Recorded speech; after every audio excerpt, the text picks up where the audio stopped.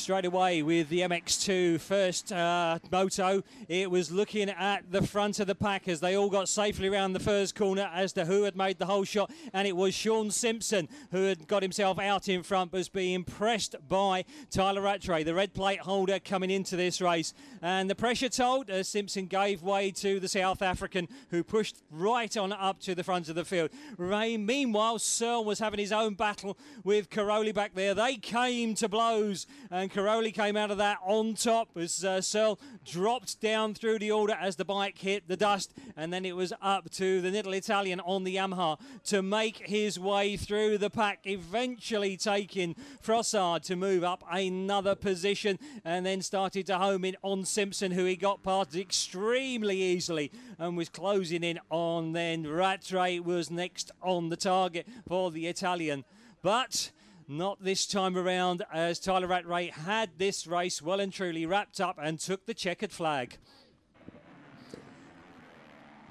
MX1 was a case of we were looking for the Suzukis, who are in 1 and 2. In pole position was Steve Ramon, with Kenda Dyker next to him, but it was Sebastian Porcel that came literally down to earth after that double GP win in France, hitting the deck. But Steve Boniface right up in front with Jonathan Barragan behind him. Boniface in the Cass Honda team held the lead, but then the KTM rider came back at him and started to make his way towards the front of the field. As right the way along there, Boniface was having his own battles with Ramon going past him as well to make up some more championship points, as they were all chasing Philip Arts, who was looking better after coming back from Germany, where a cracked rib done him no good.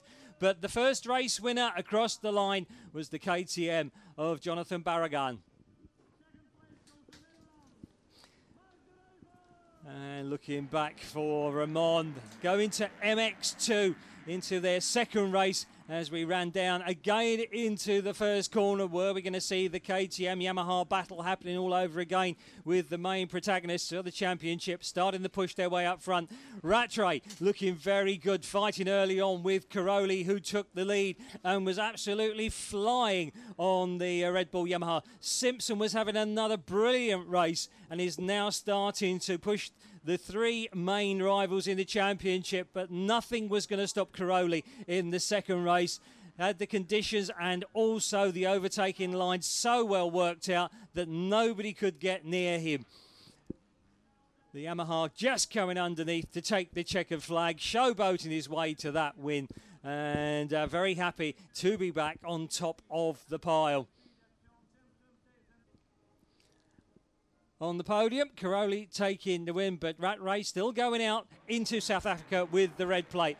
MX1 back again for their second start, and again the Suzuki's got shut down at the beginning as the rest of the field just piled on through, and we were waiting to see if Josh Coppins, who had a horrible race, could do better.